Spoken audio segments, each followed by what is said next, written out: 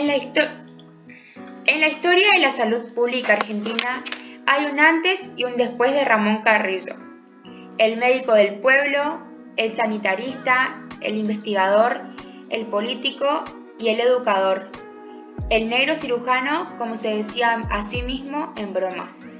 Hoy más que nunca, con una pandemia que atraviesa el mundo entero, su figura cobra enorme importancia. Ramón Carrillo nació el 7 de marzo de 1906 en Santiago del Estero. Era el mayor de 11 hermanos, cursó sus estudios primarios y secundarios en su ciudad natal y egresó como bachiller con medalla de oro. Poco antes había publicado una monografía sobre historia, Juan Felipe Ibarra, su vida y su tiempo. Ingresó en 1924 en la Facultad de Ciencias Médicas de la Universidad de Buenos Aires. Llegó a ser practicante en el Hospital de Clínicas por sus brillantes notas antes de recibirse en el año 1929. En 1930 ocurren dos hechos auspiciosos en su vida. Obtiene la beca universitaria de Buenos Aires para perfeccionarse en Europa y publica los primeros trabajos sobre radiología del cuarto ventrículo que luego servirían de base a su obra científica más importante, yodoventriculografía de la fosa posterior. Al retornar al país en 1933, lo encuentra en medio de una gran crisis económica y política. Ese mismo año conoce a Juan Domingo Perón, quien trabajaba para salirse de esos modelos preestablecidos y buscaba elaborar un plan nacional y popular.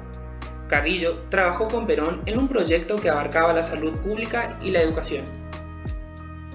Desde 1933 a 1936 prosigue con sus investigaciones sobre el sistema nervioso central, trabajando 8 años en tiempo completo, en el laboratorio de neuropatología del Instituto de Clínica Quirúrgica.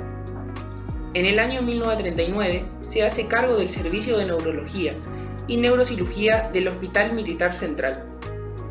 Comprueba durante este periodo los altos porcentajes de afección física de los aspirantes al servicio militar, oriundos de provincias pobres y postergadas, aumentando su interés sanitario. En 1942 gana el concurso para profesor titular de neurología. Tenía solamente 36 años.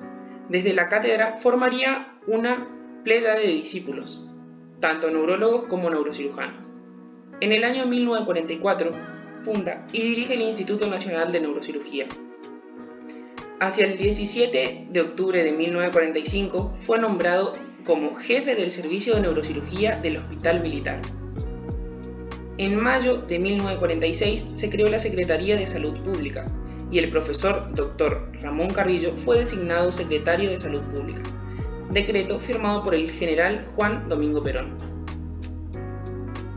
Hacia 1951, la salud de Carrillo empieza a deteriorarse. En 1954, Perón le pidió la renuncia debido al enfrentamiento que sostenía Carrillo con el vicepresidente Alberto Teixeira. Hacia los años 1954, en octubre, se embarca rumbo a Nueva York. Allí da una serie de conferencias en la Universidad de Harvard y visita varios laboratorios.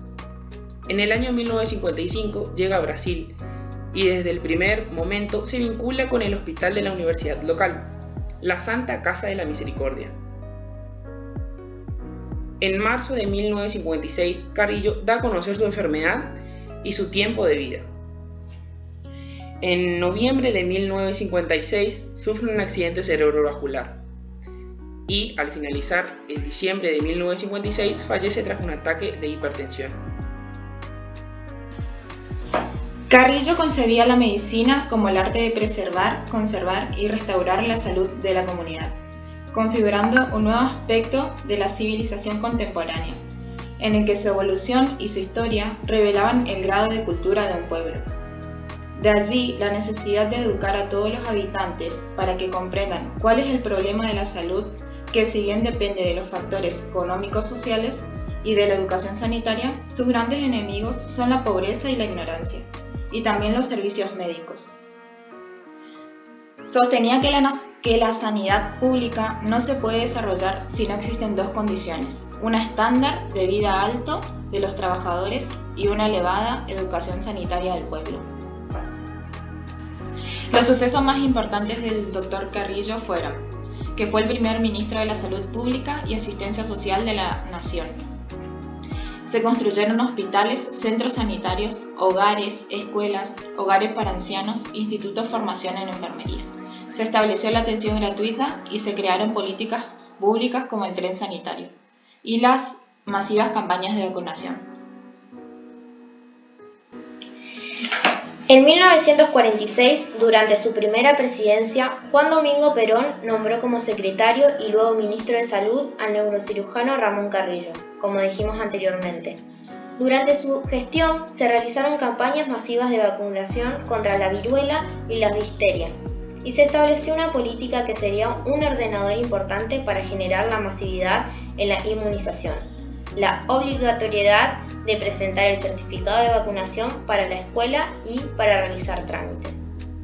Para el año 1978, el calendario de vacunación argentino se fue constituyendo como tal con la obligatoriedad de 4 vacunas: la DTP, que previene tétanos, tos convulsa y difteria, y la Sabin, desarrollada para combatir la poliomielitis, la antisarampionosa y la BCG, que protegen contra las formas graves de la enfermedad como la meningitis tuberculosa y la tuberculosis miliar. Para 1983, la vacunación como política de salud preventiva se consolidó con la reglamentación de la Ley 22.909 de vacunación obligatoria de enfermedades preventivas.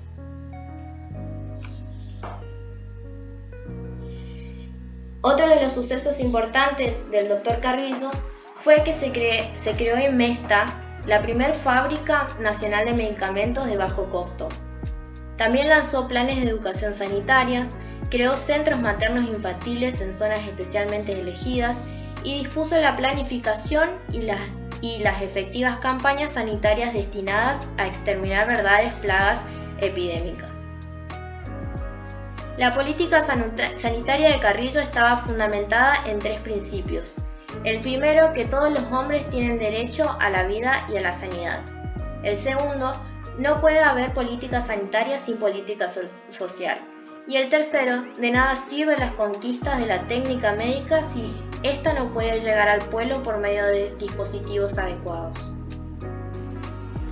Una de las frases más históricas que nos dejó el Dr. Ramón Carrillo fue que el objeto principal de la medicina moderna no solo es evitar estar enfermo, sino enseñar al pueblo a vivir en salud y tratar que la vida se prolongue y sea digna de ser vivida. Podemos decir que gracias a la gestión del Dr. Carrillo, nuestro país progresó sanitariamente. Muchas gracias.